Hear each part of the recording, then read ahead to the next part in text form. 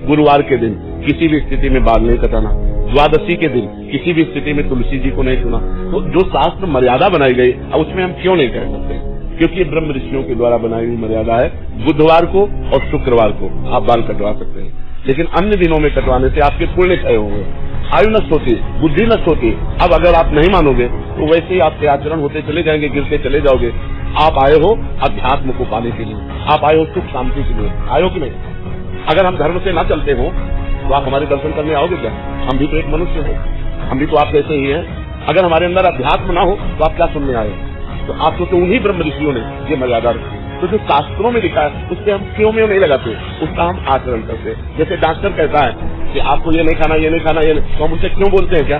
तो हम अभी देहाभिमानी हैं, देह भाव से चलते हैं। तो हमें शास्त्र के नियमों का पालन करना। जो आप शास्त्र के नियमों का पालन नहीं करते तो गिरते चले जाते। अब ये शास्त्र आज्ञा करता है जिस दिन से गर्भ आ जाए उस दिन से माता पिता को ब्रह्मचर्य रहना चाहिए। कौन मानता है?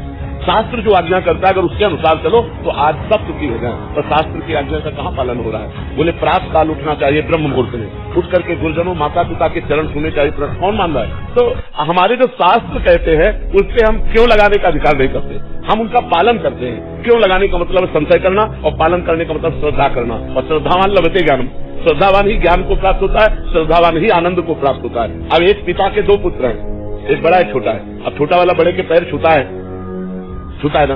अब ये मर्यादा है, शास्त्र मर्यादा है। तो देखो कितना अच्छा लगता है। अगर छोटा वाला आकर्षित कर दे कि जिस बाप से तुम पैदा उसी बाप से हम पैदा है, क्या कमी जो तुम्हारे पैर पे है, वो दंडता कही जाएगी कि नहीं कही जाएगी? तो ये जो हमारी एक मर्यादा बनी हुई है, जो हमारे शास्त्र आज्ञा बनी हुई है, उसका पालन करने से हमें आनंद मिलता है। और जब हम शास्त्र की आज्ञा का उल्लंघन करते हैं तो अशांति होती है, क्लेश होता है और हम अवनति को प्राप्त होते हैं।